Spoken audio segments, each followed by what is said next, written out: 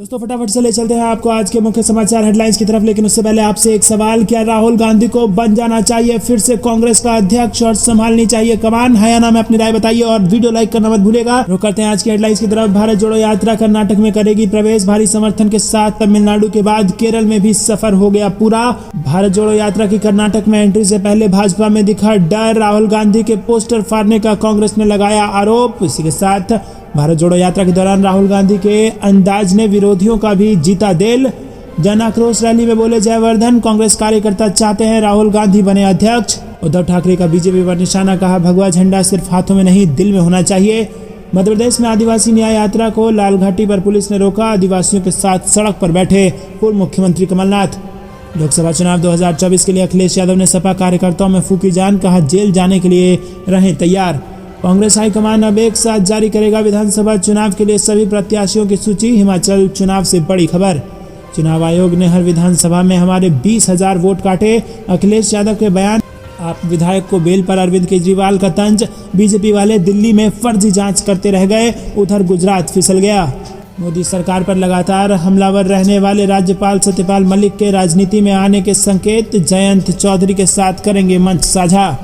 BJP में शामिल होने के बाद भी अग्निपथ योजना के विरोध में कैप्टन, मोदी सरकार को दी ये बड़ी सलाह। महाराष्ट्र में बीजेपी सरकार से काफी नाराज हैं पूर्व सैनिक, बोले फडणवीस आजकल नहीं दे रहे तवज्जो। तेजस्वी यादव 2023 में बनेंगे मुख्यमंत्री, बिहार आरजेडी अध्यक्ष जगदानंद सिंह बोले देश नीतीश का इंतजार कर रहा है। अब फिर से नए आंदोलन की तैयारी में जुटे राकेश टिकैत, 26 नवंबर को सरकार के खिलाफ भरेंगे हुंकार। राबड़ी यादव के घर पर लगा नीतीश तेजस्वी का पोस्टर, मुस्कुराइए आप रोजगार वाली सरकार में हैं। मायावती पर नरमी और अंबेडकरवादियों को साथ लेने की बात, अखिलेश ने दिए बसपा से फिर दोस्ती के संकेत। बिहार नगर निकाय चुनाव में नोटा को लेकर निर्वाचन आयोग ने किया बड़ा बदलाव, मतदान से पहले बताएंगे ये जरूरी बात है। दोस्तों हर एक खबर की गहराई में आपको ले जाएंगे, लेकिन उससे पहले फिर से आपसे निवेदन, वीडियो को लाइक करना मत भूलेगा। रुक करते हैं पहली बड़ी खबर की तरफ। भारत जोड़ो यात्रा कर्नाटक में करेगी प्रवेश, भारी समर्थन के साथ तमिलनाडु के बाद केरल में भी सफर हो चुका है पूरा। जी दोस्तों, कांग्रेस नेता राहुल गांधी के नेतृत्व में कन्याकुमारी से शुरू हुई भारत जोड़ो यात्रा तमिलनाडु के बाद केरल में भी अपने चरण के सफल समापन के बाद शुक्रवार को कर्नाटक में प्रवेश कर चुकी है। कर्नाटक कांग्रेस यात्रा का स्वागत करने और इसके लिए अधिकतम समर्थन जुटाने के लिए अंतिम तैयारी में जुटी हुई है। दोस्तों रुक करते हैं अगली बड़ी खबर की तरफ। भारत जोड़ो यात्रा की कर्नाटक में एंट्री से पहले फटे राहुल गांधी के पोस्टर, कांग्रेस ने लगाया बीजेपी पर आरोप। जी दोस्तों, कांग्रेस की भारत जोड़ो यात्रा केरल के बाद 30 सितंबर को कर्नाटक में एंट्री करने जा रही है, लेकिन इससे पहले ही यहाँ गुंडलेपुट एरिया में राहुल गांधी के स्वागत के लिए लगाए गए पोस्टर को फाड़ दिया गया है और अब इसे लेकर कांग्रेस ने भाजपा पर आरोप लगाया है। कांग्रेस का कहना है कि ये सब भाजपा के डर का नतीजा है। जिस प्रकार से भारत जोड़ो यात्रा सफल हो रही है उससे डर गई है भाजपा और इसीलिए इस प्रकार की हरकत कर रही है। रुक करते हैं अगली बड़ी खबर की तरफ। भारत जोड़ो यात्रा के दौरान राहुल गांधी के अंदाज ने विरोधियों का भी जीता दिल। जी दोस्तों, कांग्रेस के पूर्व अध्यक्ष और लोकसभा सांसद राहुल गांधी ने कन्याकुमारी से कश्मीर तक कांग्रेस की भारत जोड़ो यात्रा के दौरान एक छोटी बच्ची से मिलने पर एक बेहद सुकून देने वाला पोस्ट साझा किया।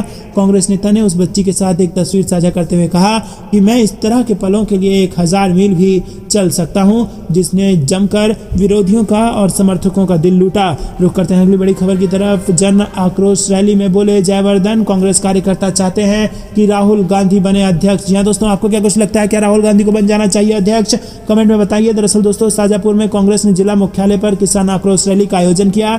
सभा में पूर्व मंत्री एवं कांग्रेस विधायक जयवर्धन सिंह ने सरकार पर बड़ा जुबानी हमला किया और कहा कि जब से महाराज का भाजपा में प्रवेश हुआ है तब से आप देख सकते हैं कि भाजपा की क्या स्थिति हुई है। हमारे गृह मंत्री नरोत्तम मिश्रा भी असंतुष्ट हैं, प्रदेश अध्यक्ष अलग चल रहे हैं, मामू अलग चल रहे हैं, महाराज अलग चल रहे हैं।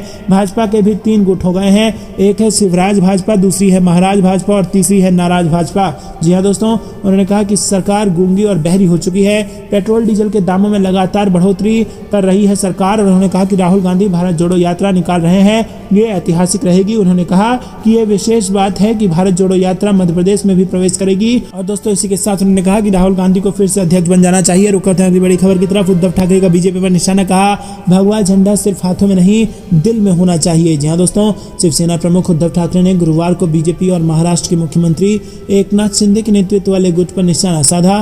पूर्व सीएम ठाकरे ने बीजेपी और शिंदे गुट पर हमला करते हुए कहा कि भगवा झंडा सिर्फ किसी के हाथ में नहीं बल्कि दिल में होना चाहिए। शिवसेना प्रमुख का यह बयान इसलिए आया क्योंकि बीजेपी और शिंदे गुट अक्सर ठाकरे पर सत्ता के लिए कांग्रेस और राष्ट्रवादी कांग्रेस पार्टी से हाथ मिलाकर हिंदुत्व के आदर्शों से समझौता करने का आरोप लगाता है। पूर्व सीएम ठाकरे ने अपने आवास पर पार्टी कार्यकर्ताओं से बात करते हुए कहा कि यह हमें देश में लोकतंत्र को बचाने और हिंदुत्व को बनाए रखने के लिए भगवान द्वारा दिया गया अवसर है। रुक करते हैं अगली बड़ी खबर की तरफ। मध्य प्रदेश में आदिवासी न्याय यात्रा को लाल घाटी पर पुलिस ने रोका तो आदिवासियों के साथ सड़क पर बैठ गए कमलनाथ। जी दोस्तों, मध्य प्रदेश के धार जिले में कारम बांध रिसाव मामले को लेकर कांग्रेस विधायक पांचीलाल मेड़ा ने आदिवासी न्याय यात्रा निकाली और वो राजधानी भोपाल पहुंचे तो उन्हें लाल घाटी पर रोक दिया गया। इस यात्रा का स्वागत करने पहुंचे प्रदेश अध्यक्ष कमलनाथ भी इन आदिवासियों और कांग्रेस नेताओं के साथ सड़क पर बैठ गए और बाद में काफी हंगामा हुआ और पुलिस से कांग्रेस नेताओं की धक्का मुक्की भी हुई। रुक करते हैं अगली बड़ी खबर की तरफ। लोकसभा चुनाव 24 के लिए अखिलेश यादव ने सपा कार्यकर्ताओं में फूकी जान, कहा जेल जाने के लिए रहें तैयार। जी दोस्तों, समाजवादी पार्टी के राष्ट्रीय अध्यक्ष अखिलेश यादव ने गुरुवार को पार्टी कार्यकर्ताओं से कहा कि वो जेल भरने के लिए तैयार रहें। अखिलेश यादव ने कार्यकर्ताओं को संबोधित करते हुए कहा कि लोकसभा चुनाव 2024 में बीजेपी को सत्ता से हटाने और लोगों को न्याय दिलाने के लिए जेल भरने के लिए तैयार रहें। अखिलेश यादव ने लगातार तीसरे कार्यकाल के लिए सपा के राष्ट्रीय अध्यक्ष का पदभार संभालने के बाद लखनऊ में पार्टी के राष्ट्रीय सम्मेलन को संबोधित करते हुए ये बात कही। रुक करते हैं अगली बड़ी खबर की तरफ। कांग्रेस हाईकमान अब एक साथ जारी करेगा विधानसभा चुनाव के लिए सभी प्रत्याशियों की सूची। जी दोस्तों, हिमाचल प्रदेश में विधानसभा चुनाव के लिए कांग्रेस के सभी प्रत्याशियों की सूची अब एक साथ जारी होगी। मंगलवार को तय किए गए 35 प्रत्याशियों की सूची बुधवार को जारी नहीं हुई। पार्टी सूत्रों ने बताया कि 10 अक्टूबर तक कांग्रेस एक साथ प्रत्याशियों की सूची जारी करेगी। प्रदेश में विधानसभा चुनाव के लिए प्रत्याशी तय करने को कांग्रेस की स्क्रीनिंग कमेटी की बैठक 2 अक्टूबर को सुबह 10:30 बजे नई दिल्ली में होगी। रुक करते हैं अगली बड़ी खबर की तरफ। चुनाव आयोग ने हर विधानसभा में हमारे 20,000 वोट काटे, अखिलेश यादव के बयान पर यूजर्स कर रहे हैं कमेंट। जी दोस्तों, अखिलेश यादव लगातार तीसरी बार समाजवादी पार्टी का राष्ट्रीय अध्यक्ष बन गए हैं। पार्टी के चुनाव अधिकारी और वरिष्ठ नेता रामगोपाल यादव ने राष्ट्रीय अधिवेशन में अखिलेश यादव के निर्विरोध पार्टी अध्यक्ष चुने जाने का ऐलान किया। अध्यक्ष चुने जाने के बाद अखिलेश यादव ने अधिवेशन को संबोधित किया और अपने संबोधन में अखिलेश यादव ने पिता मुलायम सिंह यादव के सपने को याद कर भाजपा सरकार पर हमला किया और चुनाव आयोग पर चुनाव हराने का आरोप लगा दिया। अखिलेश यादव ने अधिवेशन को संबोधित करते हुए कहा कि आप जब सदस्यता अभियान के लिए लोगों के बीच में गए होंगे तो आपने महसूस किया होगा कि लोगों को भी भरोसा नहीं है कि भाजपा की सरकार बन कैसे गई। ये सरकार समाजवादियों की थी लेकिन ये सरकार छीन ली गई। पूरी मशीनरी ने मिलकर सरकार छीना है। उन्हें पता था कि यूपी में सरकार जाने का मतलब क्या है, इसीलिए सरकार बनाने के लिए इन्होंने वो सब किया जो ये कर सकते थे। जी हाँ दोस्तों, अखिलेश यादव ने कहा कि हमें जहां से न्याय मिलने की उम्मीद थी चुनाव आयोग बीजेपी के लोग पन्ना प्रभारी जानबूझकर यादव और मुसलमानों के वोट हर विधानसभा में 20,000 वोट काट दिए और कईयों के नाम काट दिए, कई के बूथ बदल दिए और यही भाजपा की चाल थी। हमने और आपने मिलकर अगर हर बूथ पर 2-3% वोट और बढ़ा लिया होता तो सरकार समाजवादियों की बनी होती। तो दोस्तों, क्या आपको भी ऐसा लगता है कि साजिश के तहत समाजवादी पार्टी से सरकार छीनी गई? रुक करते हैं अगली बड़ी खबर की तरफ। आप विधायक को बेल पर अरविंद केजरीवाल का तंज, बीजेपी वाले दिल्ली में फर्जी जांच करते रह गए, उधर गुजरात हाथ से फिसल गया। जी हाँ दोस्तों, आम आदमी पार्टी के विधायक अमानतुल्लाह खान को दिल्ली वक्फ बोर्ड में अवैध नियुक्ति से जुड़े मामले में बुधवार को जमानत दे दी गई, जिसके बाद दिल्ली के सीएम अरविंद केजरीवाल ने तंज कसते हुए कहा कि बीजेपी वाले दिल्ली में फर्जी जांच करते रह गए और उधर हाथ से गुजरात फिसल गया। रुक करते हैं अगली बड़ी खबर की तरफ। मोदी सरकार पर लगातार हमलावर रहने वाले राज्यपाल सत्यपाल मलिक के राजनीति में आने के संकेत, जयंत चौधरी के साथ करेंगे मंच साझा। जी हाँ दोस्तों, 30 सितंबर को मेघालय के राज्यपाल सत्यपाल मलिक सेवानिवृत्त हो रहे हैं। रिटायरमेंट से पहले ही सत्यपाल मलिक ने भारतीय जनता पार्टी और प्रधानमंत्री मोदी के खिलाफ मोर्चा खोला हुआ है। वो किसी न किसी तरह के आरोप और हमले पीएम मोदी पर करते रहे हैं। दोस्तों, आपको बता दें कि रिटायरमेंट से पहले ही सक्रिय राजनीति में आने के उन्होंने संकेत दे दिए हैं और 3 अक्टूबर को शामली में होने वाले किसान सम्मेलन में वो राष्ट्रीय लोक दल के राष्ट्रीय अध्यक्ष जयंत चौधरी के साथ मंच साझा करेंगे। रुक करते हैं अगली बड़ी खबर की तरफ। बीजेपी में शामिल होने के बाद भी अग्निपथ योजना के विरोध में कैप्टन मोदी सरकार को दी सलाह। जी हाँ दोस्तों, पंजाब के पूर्व सीएम कैप्टन अमरिंदर सिंह भाजपा के एकमात्र ऐसा नेता बन गए हैं जो अभी भी केंद्र सरकार द्वारा लाई गई अग्निपथ योजना का विरोध कर रहे हैं। दोस्तों, एक इंटरव्यू में उन्होंने केंद्र सरकार को अग्निपथ योजना की समीक्षा करने का सुझाव दिया है। उन्होंने कहा कि ये रेजिमेंटों में लंबे समय से विद्यमान विशिष्ट लोकाचार को कमजोर करेगी। कैप्टन ने एक बार फिर कहा कि एक सैनिक के लिए 4 साल की सेवा बहुत कम है। उन्होंने कहा कि Sikh regiment, Dogra regiment, Madras regiment आदि जैसी विभिन्न रेजिमेंट का अपना अलग लोकाचार है जो सैन्य दृष्टि से बहुत महत्वपूर्ण है और ऐसा लगता है कि इसे नजरअंदाज कर दिया गया है। रुक करते हैं अगली बड़ी खबर की तरफ। महाराष्ट्र में बीजेपी सरकार से काफी नाराज हैं पूर्व सैनिक, बोले फडणवीस आजकल नहीं दे रहे तवज्जो। जी हाँ दोस्तों, महाराष्ट्र में बीजेपी ने एकनाथ शिंदे की अगुवाई में 2024 लोकसभा चुनाव की तैयारियां शुरू कर दी हैं। महाराष्ट्र में होने वाले नगर निगम चुनाव के लिए भी सभी पार्टियों ने भी अपनी कमर कस ली है, मगर इस समय बीजेपी से जुड़ा 10 लाख पूर्व सैनिकों का संगठन पार्टी के कार्यशैली से काफी नाराज चल रहा है। इससे बीजेपी को आगामी चुनाव में बड़ा झटका लग सकता है। रुक करते हैं अगली बड़ी खबर की तरफ। तेजस्वी यादव 2023 में बनेंगे मुख्यमंत्री। बिहार आरजेडी अध्यक्ष जगदानंद सिंह बोले देश नीतीश का इंतजार कर रहा है। जी हाँ दोस्तों, आपको बता दें कि आरजेडी के बिहार अध्यक्ष जगदानंद सिंह ने दावा किया कि 2022 खत्म होने के बाद 2023 में तेजस्वी यादव बिहार के मुख्यमंत्री बन सकते हैं। जगदानंद सिंह ने कहा कि नीतीश कुमार की घोषणा के अनुसार हमें लगता है कि 22 बीतने के बाद 23 में नीतीश देश की लड़ाई लड़ेंगे और बिहार के भविष्य की लड़ाई तेजस्वी यादव के हाथ में सौंप देंगे। जगदानंद सिंह हाल ही में आरजेडी के दोबारा प्रदेश अध्यक्ष चुने गए हैं, जो दोबारा बनना चाहते नहीं थे, लेकिन पार्टी चीफ लालू यादव ने उनको मनाया तो वो राजी हुए। रुक करते हैं अगली बड़ी खबर की तरफ। अब फिर से नए आंदोलन की तैयारी में जुटे राकेश टिकैत। 26 नवंबर को सरकार के खिलाफ भरेंगे हुंकार। जी हाँ दोस्तों, आपको बता दें लगभग 1 साल तक चले किसान आंदोलन में अहम भूमिका निभाने वाले राकेश टिकैत एक बार फिर से सरकार के खिलाफ हुंकार भरने की तैयारी कर रहे हैं। खबर के मुताबिक 26 नवंबर को राकेश टिकैत फिर से सरकार के खिलाफ हल्ला बोल करने वाले हैं और इसके लिए तैयारी भी की जा रही है। दरअसल 26 नवंबर 2022 को दिल्ली के बॉर्डर पर किसान आंदोलन की शुरुआत हुई थी। राकेश टिकैत ने कहा कि आंदोलन को खत्म करने के लिए सरकार की ओर से कई बड़े वादे किए गए थे, लेकिन सरकार ने जो भी वादा किया वो आज तक पूरा नहीं हो पाया है। यही कारण है कि हम फिर से आंदोलन करने को विवश हुए हैं। इसके लिए संयुक्त किसान मोर्चा किसानों के साथ तैयारी में लगा हुआ है और योजनाओं पर विचार किया जा रहा है। दोस्तों, रुक करते हैं अगली बड़ी खबर की तरफ। राबड़ी के घर पर लगा नीतीश तेजस्वी का पोस्टर, मुस्कुराइए आप रोजगार वाली सरकार में हैं। जी हाँ दोस्तों, बिहार के नीतीश कुमार के नेतृत्व वाली महागठबंधन सरकार रोजगार के मुद्दे पर युवाओं को लुभाने की कोशिश कर रही है। इस बीच आरजेडी सुप्रीमो लालू प्रसाद यादव की पत्नी और पूर्व मुख्यमंत्री राबड़ी देवी के पटना स्थित आवास के बाहर लगा एक पोस्टर चर्चा में है। इस पोस्टर में नीतीश कुमार और तेजस्वी यादव की फोटो लगी है और लिखा है कि मुस्कुराइए आप रोजगार वाली सरकार में है। ये पोस्टर बिहार के सियासी गलियारे में चर्चा का विषय बन गई है। रुक करते हैं अगली बड़ी खबर की तरफ। मायावती पर नरमी और अम्बेडकर वादियों को साथ लेने की बात, अखिलेश यादव ने दिए बसपा से फिर दोस्ती के संकेत। अखिलेश यादव ने 2 दिवसीय सम्मेलन के दौरान एक बार फिर मायावती पर निजी हमला नहीं किया और न ही बसपा को लेकर टिप्पणी की। इसके अलावा उन्होंने लोहियावादियों और अम्बेडकरवादियों को साथ लेकर चलने की बात कही। रुक करते हैं अगली बड़ी खबर की तरफ। नोटा को लेकर निर्वाचन आयोग ने किया बड़ा बदलाव। जी हाँ दोस्तों, नगर पालिका आम चुनाव में मतदाताओं को ईवीएम के माध्यम से मतदान का मौका मिलेगा। विधानसभा या लोकसभा के तर्ज पर मतदाताओं को किसी भी प्रत्याशी को नहीं चुनने के लिए ईवीएम का अंतिम बटन नोटा का दिया जाता है। आरएसएस पर भी नकेल कसने की मांग। आजादी से अब तक 14 संगठनों पर लगे प्रतिबंध। जी हाँ दोस्तों, देश की आजादी से लेकर अब तक 3 बार आरएसएस को बैन किया जा चुका है। नाथूराम गोडसे द्वारा साल 1948 में महात्मा गांधी की हत्या के बाद आरएसएस को प्रतिबंधित कर दिया गया था।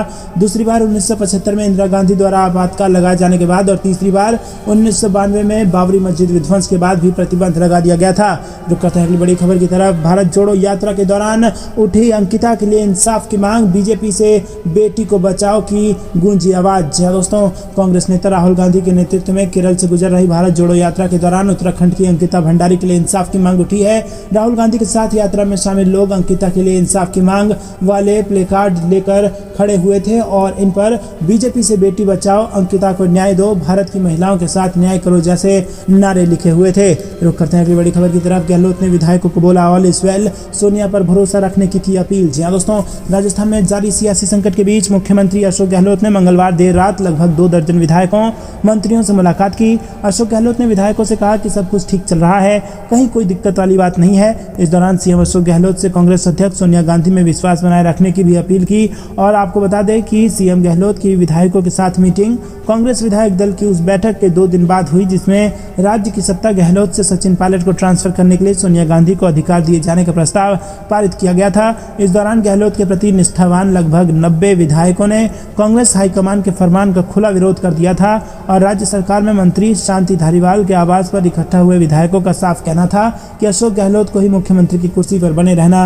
देखना चाहते हैं। रुक करते हैं अगली बड़ी खबर की तरफ। बीजेपी महिला मोर्चा की रैली पर सीएम का तंज। भूपेश बघेल बोले स्मृति ईरानी हेमा मालिनी को बुलाएं, महंगाई पर सवाल पूछ सकें। जी हां दोस्तों, छत्तीसगढ़ बीजेपी महिला मोर्चा शराबबंदी और महंगाई को लेकर बड़ी रैली करने जा रही है और इसे महिला मोर्चा ने महतारी हुंकार रैली का नाम दिया है। और अब रैली से पहले मुख्यमंत्री भूपेश बघेल ने इस पर तंज कसा है। उन्होंने कहा कि प्रदर्शन में स्मृति ईरानी और हेमा मालिनी को भी बुला लें, जिससे प्रदेश की महिलाएं उनसे महंगाई, रसोई गैस, पेट्रोल और डीजल के दामों को लेकर भी पूछ सकें। मुख्यमंत्री बघेल बुधवार को भारत जोड़ो यात्रा के लिए रवाना होने से पहले मीडिया से बात कर रहे थे। रुक करते हैं अगली बड़ी खबर की तरफ। गुजरात बीजेपी की गढ़ में आम आदमी पार्टी की सेंधमारी। प्रदेश अध्यक्ष CR पाटिल के क्षेत्र में दिया बड़ा झटका। जी हां दोस्तों, गुजरात में केजरीवाल की गारंटी के सहारे चुनावी रण में कूदी आम आदमी पार्टी ने भाजपा के गढ़ में सेंधमारी की है।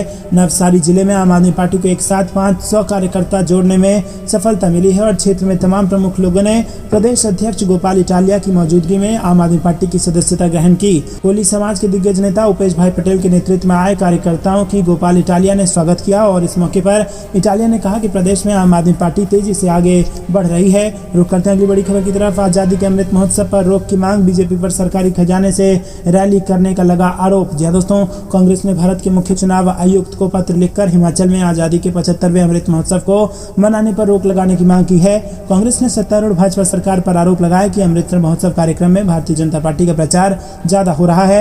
अमृतसर महोत्सव के बहाने भाजपा की जन सभाओं पर सरकारी खजानों से करोड़ों रुपए की फिजूल खर्ची की जा रही है और सरकारी मशीनरी की दुरुपयोग किया जा रहा है। मुख्य चुनाव आयुक्त को लिखे शिकायत पत्र में कांग्रेस ने आरोप लगाया कि अमृत महोत्सव के नाम पर सरकारी खजाने से प्रत्येक विधानसभा क्षेत्र में ये कार्यक्रम किया जा रहा है। रुक करते हैं अगली बड़ी खबर की तरफ। बाबा रामदेव ने फिर की राहुल गांधी के भारत जोड़ो यात्रा की तारीफ। जी हां दोस्तों, पतंजलि आयुर्वेद कंपनी के संस्थापक और योग गुरु बाबा रामदेव मोदी सरकार के लिए खतरे की घंटी बजा रहे हैं। क्या कांग्रेस मुक्त भारत का सपना देखने वालों के सपने टूट जाएंगे? राहुल गांधी की भारत जोड़ो यात्रा से मजबूत हो रही कांग्रेस, बाबा रामदेव के बयान से सियासी हलचल हो सकती है तेज। बाबा रामदेव कहते हैं कि लोकतंत्र में सत्ता और विपक्ष जिंदा होना चाहिए, तभी देश और उसके एजेंडा जिंदा रहेंगे। इसके बाद राहुल गांधी की भारत जोड़ो यात्रा के बारे में बोलते हुए उन्होंने कहा कि कांग्रेस युवाओं को आगे ला रही है और अगर वो ऐसा करना जारी रखती है तो कांग्रेस मुक्त भारत का इच्छा रखने वालों के सपने कुचल दिए जाएंगे। दोस्तों, रुक करते हैं अगली बड़ी खबर की तरफ। सपा का प्रदेश सम्मेलन।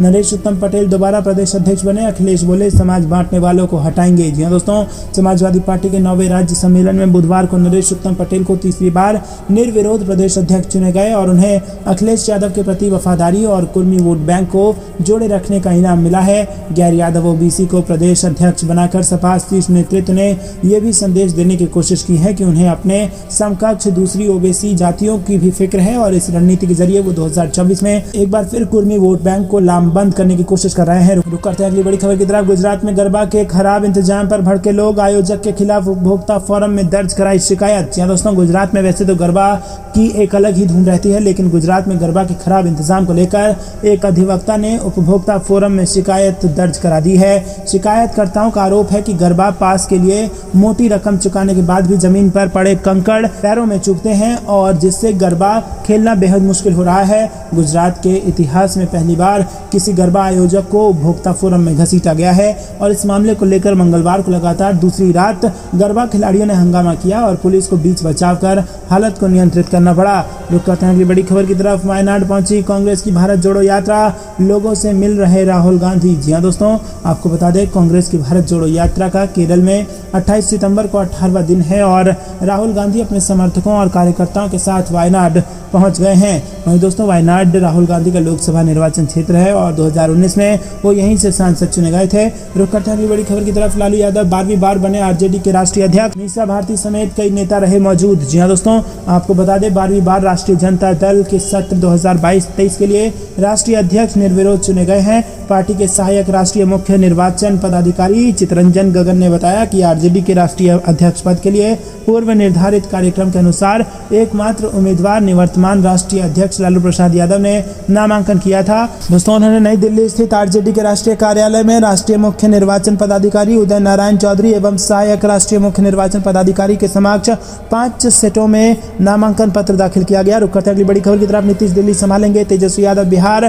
जी दोस्तों, लालू प्रसाद यादव ने बुधवार को आरजेडी के राष्ट्रीय अध्यक्ष पद के चुनाव के लिए नामांकन करने के बाद मीडिया से बातचीत की और इस दौरान उन्होंने पत्रकारों के कई सवाल के जवाब दिए, जिसमें उन्होंने कहा कि तेजस्वी संभालेंगे बिहार और नीतीश जाएंगे दिल्ली। रुक करते हैं अगली बड़ी खबर की तरफ। सीताराम येचुरी बोले, आरएसएस पर 3 बार प्रतिबंध लगा था, संगठन पर प्रतिबंध लगाना कोई समाधान नहीं। सीपीआईएम महासचिव सीताराम येचुरी ने बुधवार को कहा कि किसी संगठन पर प्रतिबंध लगाने का कोई समाधान नहीं है, क्योंकि वो अलग नाम से फिर सामने आ जाते हैं। उनकी ये टिप्पणी केंद्र सरकार द्वारा पॉपुलर फ्रंट ऑफ इंडिया और उसके सहयोगी संगठनों पर 5 साल के लिए प्रतिबंध लगाए जाने के मद्देनजर आई है। केंद्रीय गृह मंत्रालय द्वारा जारी एक अधिसूचना में कहा गया है कि गैर कानूनी गतिविधि अधिनियम 1967 की धारा 3 की उपधारा 1 द्वारा प्रदत्त शक्तियों का प्रयोग करते हुए केंद्र सरकार पॉपुलर फ्रंट ऑफ इंडिया और उसके सहयोगियों को अवैध घोषित करती है। रुक करते हैं अगली बड़ी खबर की तरफ। बिहार में लाखों पदों पर बहाली होगी, नीतीश बोले, हर कैबिनेट में भर्ती की मंजूरी, हर विभाग को नियुक्ति का निर्देश। या दोस्तों, बिहार में लाखों लोगों को नौकरियां दी जाएंगी। मंगलवार को ज्ञान भवन में आयोजित नवनियुक्त पशु चिकित्सा पदाधिकारी एवं मत्स्य विकास पदाधिकारियों के नियुक्ति पत्र वितरण समारोह में मुख्यमंत्री नीतीश कुमार ने इसकी घोषणा कर दी है। रुक करते हैं अगली बड़ी खबर की तरफ। गुजरात में हार का डर सता रहा है भाजपा को, विजय नायर की गिरफ्तारी पर बोले आम आदमी पार्टी सांसद संजय सिंह। जी दोस्तों, सीबीआई ने आम आदमी पार्टी के कम्युनिकेशन हेड विजय नायर को गिरफ्तार कर लिया है। आम आदमी पार्टी के राज्यसभा सांसद संजय सिंह ने सीबीआई की कार्रवाई को लेकर बीजेपी पर जोरदार हमला बोला। रुक करते हैं अगली बड़ी खबर की तरफ। बीजेपी 24 घंटे आम आदमी पार्टी को कुचलने का ही सोचती है, विजय नायर की गिरफ्तारी पर अरविंद केजरीवाल का हमला। जी दोस्तों, दिल्ली के मुख्यमंत्री अरविंद केजरीवाल ने बीजेपी पर तीखा हमला किया। गुजरात विधानसभा चुनाव में पार्टी के कम्युनिकेशन का काम देख रहे विजय नायर की गिरफ्तारी पर केजरीवाल का कहना है कि गुजरात में आम आदमी पार्टी का बढ़ता ग्राफ देख बीजेपी घबरा गई है। ये बस 24 घंटे आम आदमी पार्टी को कुचलने के बारे में ही सोचती रहती है। गुजरात विधानसभा चुनाव में बीजेपी और आम आदमी पार्टी के बीच आमने सामने की लड़ाई है और इस बीच गुजरात में आम आदमी पार्टी के कम्युनिकेशन का काम देख रहे विजय नायर की गिरफ्तारी को लेकर अरविंद केजरीवाल ने बीजेपी पर तीखा हमला बोला। रुक करते हैं अगली बड़ी खबर की तरफ। पीएफआई बैन पर बोले लालू यादव, आरएसएस पर भी लगे प्रतिबंध, हिंदू मुस्लिम करके ये देश को तोड़ रहे हैं। जी दोस्तों, आपको बता दें कि केंद्र सरकार ने पॉपुलर फ्रंट ऑफ इंडिया को बैन कर दिया है। इतना ही नहीं, पीएफआई के साथ उसके 8 सहयोगी संगठनों पर 5 साल के लिए प्रतिबंध लगाया गया है। इस एक्शन पर लालू प्रसाद यादव ने भी प्रतिक्रिया दी है। उन्होंने कहा कि पीएफआई की तरह आरएसएस पर भी प्रतिबंध लगना चाहिए। उन्होंने कहा कि ये हिंदू मुस्लिम करके देश को तोड़ रहे हैं। वहीं कांग्रेस के भी कई नेताओं ने संघ पर बैन लगाने की मांग की, तो सपा सांसद शफीकुर रहमान बर्क ने पीएफआई पर बैन को गलत बताया। हालांकि बीजेपी शासित राज्यों के मुख्यमंत्री और पार्टी के नेताओं ने केंद्र सरकार के इस कदम का स्वागत किया है। रुक करते हैं अगली बड़ी खबर की तरफ। शिंदे उद्धव गुट में से असली शिवसेना किसकी, मुख्य चुनाव आयुक्त का बड़ा बयान, बहुमत के नियम का सिद्धांत होगा लागू। जी दोस्तों, मुख्य निर्वाचन आयुक्त राजीव कुमार ने मंगलवार को कहा कि भारत का निर्वाचन आयोग महाराष्ट्र के मुख्यमंत्री एकनाथ शिंदे के गुट को असली शिवसेना के तौर पर मान्यता देने तथा उसे पार्टी का धनुष बाण का चुनाव चिन्ह आवंटित करने के मुद्दे पर बहुमत के नियम का पारदर्शी प्रक्रिया लागू करेगा। उन्होंने ये बयान तब दिया जब उच्चतम न्यायालय ने निर्वाचन आयोग को शिंदे गुट की याचिका पर सुनवाई जारी रखने की अनुमति दे दी है। रुक करते हैं अगली बड़ी खबर की तरफ। दिग्विजय सिंह भी लड़ेंगे कांग्रेस अध्यक्ष पद का चुनाव, जल्द कर सकते हैं नामांकन। जी हाँ दोस्तों, मध्य प्रदेश के पूर्व मुख्यमंत्री दिग्विजय सिंह को अचानक केरल से दिल्ली बुलाया गया है और वो भी कांग्रेस के राष्ट्रीय अध्यक्ष बनने की दौड़ में है। वो रात तक दिल्ली पहुंचेंगे और माना जा रहा है कि दिग्विजय सिंह कांग्रेस अध्यक्ष पद के लिए नामांकन कर सकते हैं। रुक करते हैं अगली बड़ी खबर की तरफ। बंद हो सकता है वोडाफोन आइडिया का नेटवर्क, 25.5 करोड़ ग्राहकों की बढ़ सकती है मुश्किलें। जी हाँ दोस्तों, वोडाफोन आइडिया पर इंडस टावर का 7,000 करोड़ का बकाया है। इंडस टावर ने नवंबर से टावर एक्सेस बंद करने की चेतावनी दी है और जून अंत तक वोडाफोन आइडिया पर 1.98 लाख करोड़ का कर्ज है। रुक करते हैं अगली बड़ी खबर की तरफ। रांची के हनुमान मंदिर की मूर्ति क्षतिग्रस्त, असामाजिक तत्वों ने मंदिर को ही बनाया निशाना। जी हाँ दोस्तों, रांची के मल्लाह टोली स्थित हनुमान मंदिर में असामाजिक तत्वों ने हमला किया है। बताया जा रहा है कि असामाजिक तत्वों ने मंदिर में रखे प्रतिमा को तोड़ दी है और वहीं घटना के बाद भारी संख्या में पुलिस सुरक्षाकर्मी तैनात किए गए हैं। डीएसपी समेत कई थाना के प्रभारी मौके पर पहुंचकर मामले को शांत करवाते हुए शख्स को गिरफ्तार कर लिया है और फिलहाल घटनास्थल पर फोर्स को तैनात कर दिया गया है। डीएसपी, थाना प्रभारी समेत कई थानों के प्रभारी ने मौके पर मोर्चा